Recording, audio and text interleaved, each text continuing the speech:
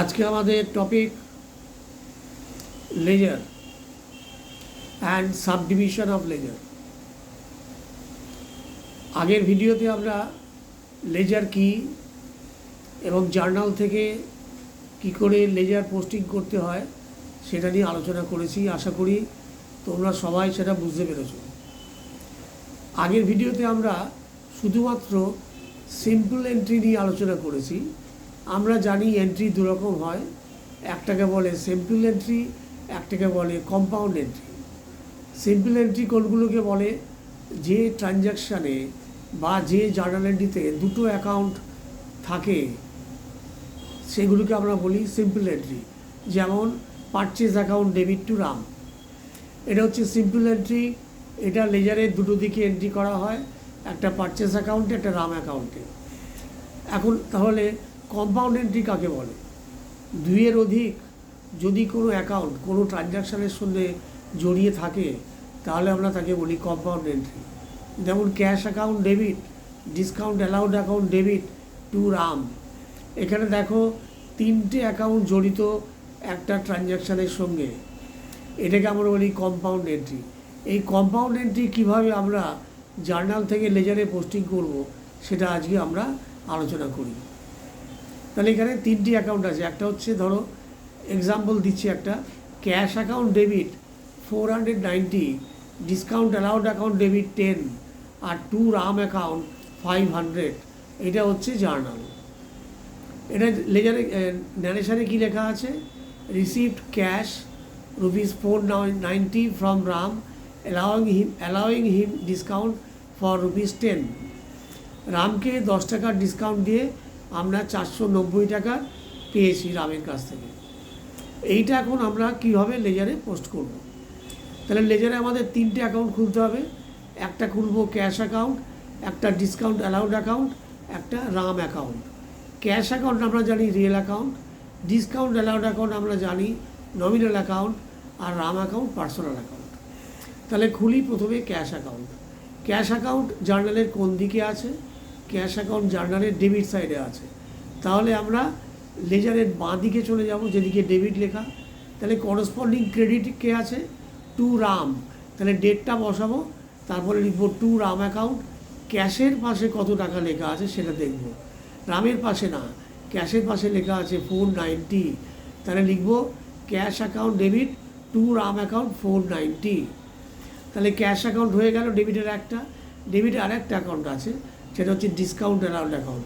তার জন্য একটা লেজার খুলতে হবে, সেই বাঁ দিক ডান দিক করে। তাহলে ডিসকাউন্ট অ্যালাউড কি? Nominal account. All losses and expenses debit. তাহলে ডিসকাউন্ট অ্যালাউডকে আমরা ডেবিট দিকে লিখবো, মানে বাঁ দিকে চলে যাব। তার করসপন্ডিং ক্রেডিট কে আছে? রাম অ্যাকাউন্ট। এখন লিখবো কি? ডিসকাউন্ট অ্যালাউডে ডেবিট দিকে যাব, ডেটটা বসাবো same date, to Ram account. ভ্যালুটা কী দেবো? ডিসকাউন্ট অ্যালাউডের পাশে যা লেখা আছে 10 টাকা। আর তাহলে আমার ডেবিট দিকে দুটো এন্ট্রি হয়ে গেল, ডেবিট কমপ্লিট। এবার আমরা ক্রেডিট দিকে যাব। ক্রেডিট সাইডে কে আছে? রাম অ্যাকাউন্ট। রাম অ্যাকাউন্ট কি? Personal account. পার্সোনাল অ্যাকাউন্টের গোল্ডেন রুলস কি? Debit the receiver, credit the giver. যে বেনিফিট দেয় তাকে আমরা ক্রেডিট করি। তার মানে রাম অ্যাকাউন্টের আমরা ডান দিকে চলে যাব, ক্রেডিট সাইডে। এখানে দেখো রামের পাশে করসপন্ডিং দুটো অ্যাকাউন্ট আছে, তাহলে আমাদের বাই বলে দুটো অ্যাকাউন্ট লিখতে হবে। একটা লিখবো বাই ক্যাশ অ্যাকাউন্ট, কত? 490 টাকা। একটা লিখবো বাই ডিসকাউন্ট অ্যালাউড অ্যাকাউন্ট 10 টাকা। তাহলে দুটো মিলিয়ে হয়ে গেল 500 টাকা। তাহলে রাম অ্যাকাউন্টে ক্রেডিটে আছে 500 টাকা, এদিকে ডেবিট দেখো ক্যাশ 490, ডিসকাউন্ট 10। তাহলে দুটো মিলিয়ে আমাদের 500 টাকা জার্নালটা কমপ্লিট হয়ে গেল। তাহলে এই হচ্ছে কম্পাউন্ড এন্ট্রির নিদর্শন। এইবার আমরা দেখবো আর একটা এক্সাম্পল কম্পাউন্ড এন্ট্রি। তোমায় বললো cash account debit, furniture account debit, machinery account debit two capital.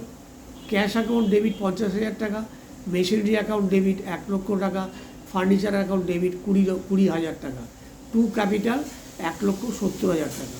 তাহলে এখানেও দুইয়ের অধিক অ্যাকাউন্ট জড়িত, তাহলে এটাকেও আমরা বলবো কম্পাউন্ড এন্ট্রি। তাহলে এখানে কী কী অ্যাকাউন্ট আছে? একটা ক্যাশ অ্যাকাউন্ট, একটা মেশিনারি অ্যাকাউন্ট, একটা ফার্নিচার অ্যাকাউন্ট, আর ক্যাপিটাল অ্যাকাউন্ট।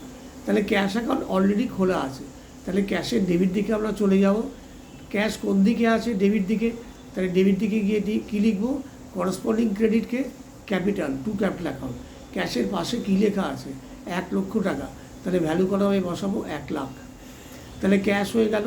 তারপরে আছে মেশিনারি, মেশিনারি অ্যাকাউন্টে কত লেখা আছে 1 লক্ষ টাকা, টু ক্যাপিটাল হচ্ছে টোটাল আমার 1 লাখ, 1 লাখ 2 লাখ, আর ফার্নিচার 2 মানে 2 লাখ 20। তাহলে মেশিনারি অ্যাকাউন্টের আমরা বাঁ দিকে চলে যাব, যেহেতু অ্যাসেট এবং জার্নালের ডেবিট দিকে আছে, লিখবো কি corresponding credit to capital account, মেশিনারির পাশে কী লেখা আছে 1 লাখ টাকা, তাহলে ভ্যালু করাবে 1 লাখ বসাবো। আর একটা অ্যাকাউন্ট কি খুলতে হবে ফার্নিচার, ফার্নিচার ও অ্যাসেট এও আসছে হোয়াট কামস ইন ডেবিট, এই জার্নালের ডেবিট দিকে আছে, তাহলে আমরা ফার্নিচার অ্যাকাউন্টের বাঁ দিকে বা ডেবিট দিকে চলে যাব। গিয়ে করেসপন্ডিং ক্রেডিট কে আছে ক্যাপিটাল, তাহলে আমরা লিখবো টু ক্যাপিটাল অ্যাকাউন্ট, ফার্নিচারের পাশে কী লেখা আছে 20,000, তাহলে 20,000 লিখে দিলাম। তাহলে ডেবিটটা কমপ্লিট হয়ে গেল, cash 1 lakh, machinery 1 lakh, furniture 20,000। এইবারে চলে যাই capital account, capital account personal account, personal account কী বলছে ক্রেডিট দ্য গিভার, তাহলে প্রোভাইডার দিচ্ছে তার অ্যাকাউন্টের ক্রেডিট দিকে বা ডান দিকে চলে যাব, গিয়ে লিখবো 3টে দেখো ওপরে অ্যাকাউন্ট আছে, একটা ক্যাশ, একটা মেশিনারি, একটা ফার্নিচার, তাহলে লিখবো বাই ক্যাশ, ক্যাশের পাশে কত লেখা আছে 1 লাখ, বাই মেশিনারি লিখবো মেশিনারির পাশে কত লেখা আছে 1 লাখ, বাই ফার্নিচার, ফার্নিচারের পাশে কত লেখা আছে 20,000, তাহলে ক্যাপিটালে কত হয়ে গেল 2,20,000 ক্রেডিট সাইড, আর ডেবিট সাইডে কত ছিল cash 1 lakh, machinery 1 lakh, furniture 20, তাহলে 2,20,000, তাহলে ডেবিট ক্রেডিট সাইড দুটো মিলে গেল, তাহলে আমাদের লেজার পোস্টিং কমপ্লিট হয়ে গেল। তাহলে আজকে আমরা সিম্পল এন্ট্রি যেমন আগের দিন বুঝেছি, আজকে কম্পাউন্ড এন্ট্রি বুঝলাম। এইবার আমরা আসবো আলোচনায় ক্লাসিফিকেশান। আচ্ছা আমরা একটা কাজ করি, ক্লাসিফিকেশান অফ লেজারটা পরে বোঝাবো, আমরা আগের নেক্সট ভিডিওতে তোমাদের ক্লাসিফিকেশান অফ জার্নালটা বুঝিয়ে দেবো, তারপর ক্লাসিফিকেশান অফ লেজারটা বোঝাবো। তাহলে আজকে এই পর্যন্ত, থ্যাংক ইউ। যদি আমার ভিডিও ভালো লাগে তাহলে শেয়ার করো, শেয়ার করে যদি ভালো লাগে সাবস্ক্রাইব করতে ভুলো না। Thank you, good bye.